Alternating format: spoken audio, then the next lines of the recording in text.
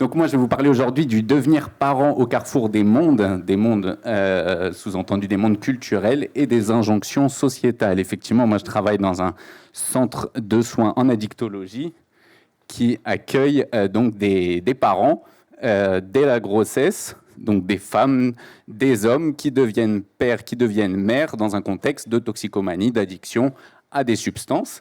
Donc ce centre est situé dans le nord de Paris, à La Chapelle, plus précisément. Donc voilà, c'est là où ça se passe. Bien souvent, il y a des parcours de migratoires. On pourrait poser la question de qui sont les personnes qui consomment du crack, mais on n'a pas le temps aujourd'hui pour la traiter, mais voilà, c'est une vraie question. Donc, l'offre de soins, elle se structure sur deux pôles. Un pôle ambulatoire, des consultations, des traitements de substitution, de la délivrance de traitements, etc. Et un pôle hébergement, donc avec un dispositif d'appartement thérapeutique où sont accueillies des familles dès la grossesse jusqu'aux 3 ans de l'enfant et où ils reçoivent la visite à domicile de psychologues et d'éducateurs pour voilà, essayer de voir ce qui est possible. Donc évidemment, il y a toujours une forme de tension entre, d'une part, la question du soin aux parents, jusqu'où aller pour accompagner la souffrance du parent dans ses consommations, dans ses problématiques migratoires, sa précarité sociale, matérielle, son exclusion, et d'autre part, la question de la protection de l'enfance, jusqu'où on soigne un parent, jusqu'où on accompagne un parent, sans que l'enfant paye pour autant le prix dans son corps, puisque à un jeune âge, effectivement, l'enfant exprime ce qui fait souffrance par le symptôme, et bien souvent, s'il n'a pas encore le langage, ça passe par le corps. Donc voilà, un projet de soins qui s'articule autour de ces pôles. Alors attendez juste un instant, je me synchronise.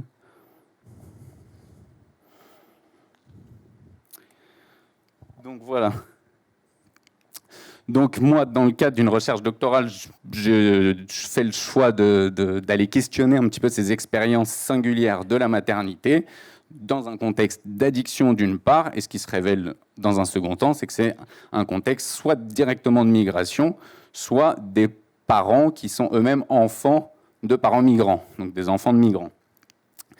Donc la question de chez un parent dépendant, sa relation à un enfant qui est en voie d'autonomie m'intéresse énormément, mais on ne pourra pas s'en parler aujourd'hui. La question de la relation au père aussi, en tant que le tiers, la possibilité de faire trianguler, etc. Ce qui va nous occuper, ce que je vous propose de réfléchir aujourd'hui, c'est la question de la relation aux institutions françaises, donc telles que l'école, on en a parlé, telles que la justice, on en a parlé aussi un petit peu ce matin, avec la question de la loi, le châtiment corporel, autorisé, pas autorisé, voilà, ce qui fluctue dans le temps. Dans les institutions françaises auxquelles j'ai souvent affaire, il y a aussi la question de la protection de l'enfance, l'aide sociale à l'enfance. D'une manière générale, dès qu'on parle d'éducation, je pense important, alors je vais un petit peu droit au but quand on n'a pas beaucoup de temps, mais je pense que c'est important d'avoir en tête aussi toute la question du contexte socio, culturel, historique, juridique, etc. Alors, juste un petit mot, ça me paraît important. Moi, après, je suis psychologue clinicien, psychothérapeute, donc forcément, je travaille avec la question de la parole du sujet, donc de donner la parole. Et je trouve ça important aussi dans tout ce qu'on se raconte depuis ce matin, de pouvoir assumer le fait de ne pas savoir et de savoir qu'on ne sait pas. C'est monsieur Lacan qui disait, quand on sait, c'est toujours qu'on croit savoir, parce que finalement, on sait que en fonction de nos yeux et donc de toutes les nourritures culturelles dans lesquelles on a baigné, toutes les institutions, enfin voilà, toutes ces choses-là. Donc le fait de savoir qu'on ne sait pas, ça paraît être un préalable tout à fait intéressant pour rencontrer véritablement l'autre. C'est aussi cette idée de pouvoir inverser. Donc ça, il me semble que Toby Nathan en parlait, ça a été ensuite théorisé par Catherine Marion et d'autres, cette question de l'inversion d'expertise. C'est-à-dire non pas se considérer comme « je suis le professionnel, je sais », mais je suis le professionnel, donc justement, je sais que je ne sais pas, et je demande à l'autre. Qu'est-ce que ça veut dire, ça, pour toi, ton enfant qui dort pas, qu'est-ce que ça signifie pour toi? Toi qui as tel trouble, qu'est-ce que ça signifie pour toi? Enfin voilà, vraiment mettre la parole du sujet au cœur et ne pas tomber dans le risque d'en faire un sujet de discussion, et donc un objet de discussion aussi, voilà, cette dimension subjective. La question du décentrage, on en a parlé, on ne s'était pas coordonné avec Marie-Laure Cadar, mais je suis ravi de vous rencontrer aujourd'hui. En tout cas, cette question du décentrage a été évoquée. Donc je ne vais pas revenir dessus, sinon pour préciser voilà, cette tendance humaine qui est de ce que je connais pas, je vais tenter de le ramener à quelque chose que je connais, tout simplement pour appréhender mon monde et pouvoir évoluer de manière assez logique. Hein. C'est heuristique, la psychologie cognitive étudie aussi ça, donc c'est tout à fait humain. Au niveau de timing, on est comment? On est bon. On est bon. Jusque-là, tout va bien. Alors le risque du culturalisme aussi, vous en avez entendu parler ce matin, c'est l'idée de plaquer des représentations sociales culturelles. C'est toujours le risque, alors et l'intérêt, moi je trouve ça tout à fait pertinent de se pencher, d'aller voir ce qui se fait dans d'autres cultures, ne serait-ce que pour prendre conscience que notre façon de penser, d'exister, de concevoir le monde est une parmi tant d'autres, donc ça peut nous faire redescendre un petit peu comme ça. Le risque, c'est de pouvoir avoir l'impression parfois de se dire j'ai appris l'anthropologie, je connais la culture de telle personne, donc je connais quelque chose sur elle. Or, c'est important d'avoir en tête que chaque individu, chaque être humain s'approprie tout à fait subjectivement la culture et que donc l'appropriation, elle est parfaitement singulière. On le voit par exemple avec la question de la pratique de l'islam qui est différente dans le monde, dans les familles, et comme toute religion. Donc voilà, cette question de la subjectivité que je suis obligé de défendre depuis ma place de clinicien. Et l'évolution, évidemment, dans le temps et dans l'espace des codes culturels. Alors, pardon, depuis tout à l'heure, j'avance tout seul, je ne vous ai pas fait avancer avec moi. Je vous demande pardon. Donc, la parentalité se fait jamais seule. Hein. Être parent seul, ça n'existe pas, on pourrait dire, en détournant un petit peu l'expression de Monsieur Winnicott. Il y a des éléments individuels, ce qui nous appartient, ce qui nous fait parents, ce qui nous fait devenir parents, et des ingrédients beaucoup plus collectifs, beaucoup plus culturels, beaucoup plus juridiques. C'est pris dans un contexte qui dépasse le seul fruit individuel. Il y a un proverbe africain, je ne sais plus précisément d'où, peut-être du Ghana, qui dit « il faut tout un village pour éduquer un enfant », ce qui vient signifier ce besoin d'enveloppe. Un parent tout seul est en peine pour élever un enfant, il a besoin de tout un tas de choses qui font enveloppe autour de lui. Hein. L'être humain naît, quitte l'enveloppe utérine, quitte le ventre de sa mère, et toute sa vie a constitué comme ça des enveloppes corporelles dans un premier temps pour avoir conscience « je suis moi, je m'appelle un tel, j'existe », puis des enveloppes qui seront de l'ordre social, culturel, et des enveloppes de plus en plus grandes, un peu à la façon d'un oignon comme ça, qui a besoin de chercher quelque chose qui vient contenir en fait tout simplement des codes, et c'est toute l'idée aussi des représentations culturelles. Je pense important de le définir à nouveau, ça a été aussi dit un peu, pas en tant que culture de tel ou tel coin, mais vraiment en tant qu'une nourriture culturelle, des codes qui orientent notre façon d'évoluer dans le monde. Alors évidemment, chez des mères qui sont toxicomanes et migrantes, il y a tout un lit. Ah oui, merci. Il y a trop d'enfants.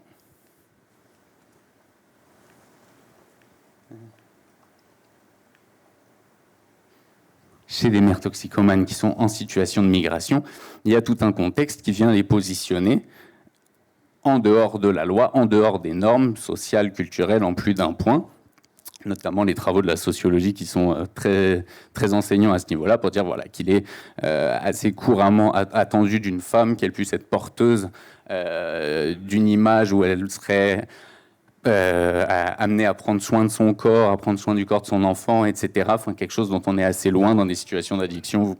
Vous pouvez vous en douter, hein. Consommation de substances toxiques, donc avec cette dimension autodestructrice, pas seulement, mais entre autres. Donc toutes ces différences culturelles, elles viennent ébranler nos repères. Je pense que c'est important de l'avoir en tête, parce que c'est pas juste une question de culture ou d'intellect, c'est-à-dire que quelque chose qui vient déranger ma perception, déranger ma conception, ça me trouble, ça ébranle mes repères. Donc c'est logique qu'il y ait des mécanismes de défense qui se mettent en place, ne serait-ce que pour trouver ces repères devant quelque chose qui vient faire choc. D'ailleurs, dans la question de la rencontre, on l'entend étymologiquement, un rencontre, il y a l'idée d'un choc. Une rencontre où il n'y aurait pas de choc, c'est pas véritablement une rencontre. Deux corps qui se rencontrent, ça produit quelque chose de la rencontre. Donc le risque de disqualification des parents aussi, on en a beaucoup parlé, hein, complique la démarche d'accompagnement à la parentalité. Évidemment, si on disqualifie, les parents ne vont pas venir nous voir, hein, pour dire les choses simplement. Ça augmente la question de la méfiance, c'est-à-dire la confiance dont vous parliez ce matin, hein, va être difficile à tisser, à mettre en place quand il y a ce climat de disqualification qui va être réciproque, hein, parce que la disqualification, ça va rarement que dans un seul sens. Donc voilà, c'est un climat qui est pas propice à un environnement fiable pour l'enfant et stable. Et ça renforce bien sûr l'isolement, l'exclusion, enfin voilà, toutes ces dimensions-là. Ça commence à avancer, là. Et il reste combien de temps 5 minutes. Non, on est large. Donc voilà, monsieur Jacques Lacan, quand même, qui dit « Quand une perspective nouvelle vous est apportée... » Monsieur Lacan parle sur ton ordinateur, mais pas sur oui. l'ici. Monsieur Lacan, je vous l'amène tout de suite. Monsieur Lacan dit donc « Quand une perspective nouvelle vous est apportée d'une façon décentrée par rapport à votre expérience, un mouvement s'opère toujours, par quoi vous essayez de retrouver l'équilibre, le centre habituel de votre point de vue. C'est ce qui peut amener à mettre à distance l'autre, exclure l'autre, rejeter l'autre, voire tenter de l'éliminer. On le disait tout à l'heure, c'est ce qu'on observe assez tranquillement dans le racisme, entre autres. Peut-être que tu peux laisser ton ordinateur. Hein. J'ai des petits bonus pour moi. Donc voilà, toute cette question de la disqualification du parent, elle ne vient pas seulement desservir que le parent, évidemment, elle vient desservir aussi l'enfant qui dépend de ce parent. Donc l'enfance, le risque que ça peut comporter, c'est qu'il se retrouve un petit peu tiraillé, hein, comme on se disait, comme l'adulte, comme l'éducateur au sens large, hein, instituteur, éducateur de jeunes enfants, etc., divisé entre différents discours, différentes façons de faire. La loi me dit de signaler si quelqu'un me fait part d'une maltraitance, mais j'ai entendu au colloque d'aujourd'hui que s'il y avait une maltraitance, il fallait savoir pourquoi. Qu'est-ce que je fais? Et à un moment ou l'autre, on se met en porte-à-faux. Moi, je me mets quotidiennement en porte-à-faux. C'est structurel, il n'y a pas de, il me semble hein, qu'il n'y a pas de position. Ça suppose un engagement et il y a un. Enfin voilà. Donc dévaloriser les enfants dans leur manière de faire, c'est aussi d'une certaine manière attaquer ce qui est susceptible de faire repère pour l'enfant. Donc j'y vais de manière un petit peu provocatrice, mais on pourrait dire que disqualifier un parent d'une certaine manière, c'est agir quelque chose d'une maltraitance vis-à-vis de l'enfant. Parce qu'on attaque ce qui fait contenance, ce qui fait structure. Alors, il y a des situations où c'est nécessaire, mais ça doit être envisagé de manière effectivement collégiale pour que ça puisse être le plus juste possible et pas voilà, tomber dans d'autres écueils. Donc l'enfant, pour survivre, il a besoin d'aimer ses parents, c'est-à-dire de les séduire d'une certaine manière parce qu'il en est complètement dépendant et que sa vie en dépend. Donc les parents comptent énormément pour lui si ce sont eux qui se sont occupés de lui. Et donc voilà, il faut être attentif à la manière dont on peut les traiter. Je vais accélérer un peu. En France, société individualiste, la parentalité se structure beaucoup plus dans quelque chose d'une dualité ou d'une triade, mais la question sociale va être assez peu présente.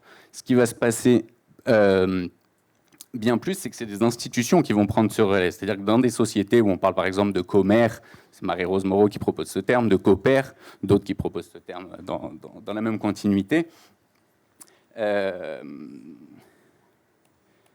y a cette idée que le groupe viendrait participer à la prise en charge de l'enfant, une prise en charge collective de l'enfant, dans le socius, c'est-à-dire à une échelle qui est beaucoup plus humaine qu'en France. Alors, échelle humaine au sens de sa taille, où en France, effectivement, c'est relayé à des institutions où il y a une dimension qui est beaucoup plus impersonnelle et où une dualité enfant-parent est beaucoup plus quotidienne. C'est-à-dire qu'on ne sanctionne pas directement l'enfant d'un autre, puis pour aller le dénoncer à ses parents, donc ça se structure différemment.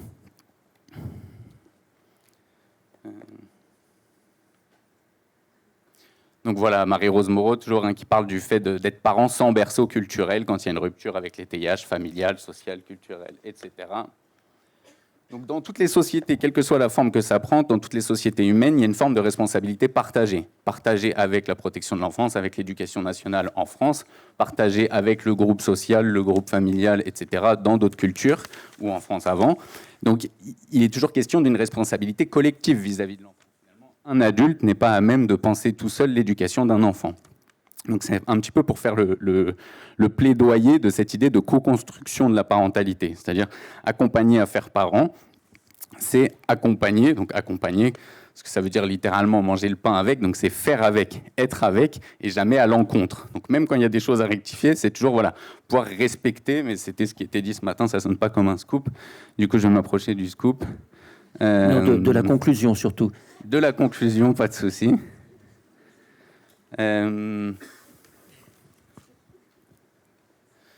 Alors, de la conclusion, je vais conclure quand même pour faire honneur aux maires qui me font l'honneur, encore une fois, de leur confiance en se confiant à moi. Donc voilà, comme ça va faire discussion entre nous, c'est parfait.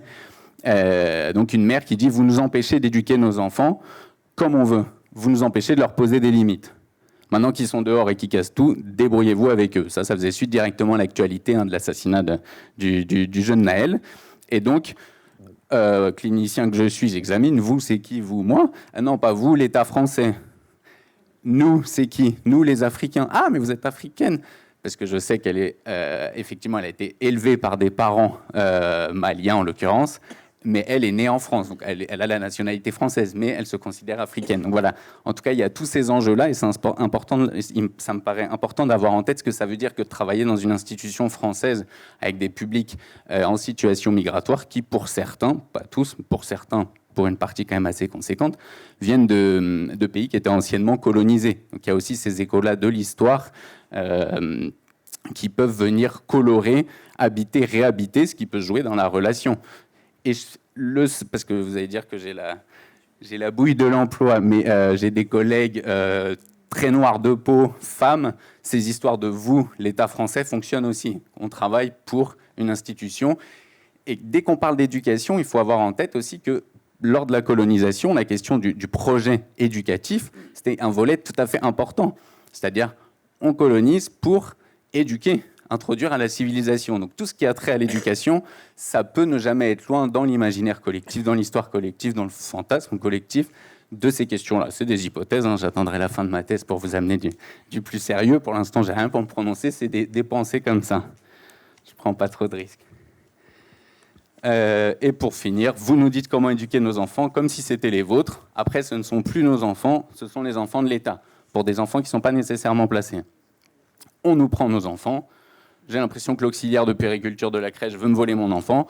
Bon, ça, on peut l'entendre chez des personnes qui ne sont pas du tout non plus en situation de migratoire. C'est des craintes. Personne n'est structurellement différent. Addict, pas addict, migrant, pas migrant. On continue de parler d'humain, les mécanismes sont les mêmes, mais ça s'agence et ça se code de manière différente.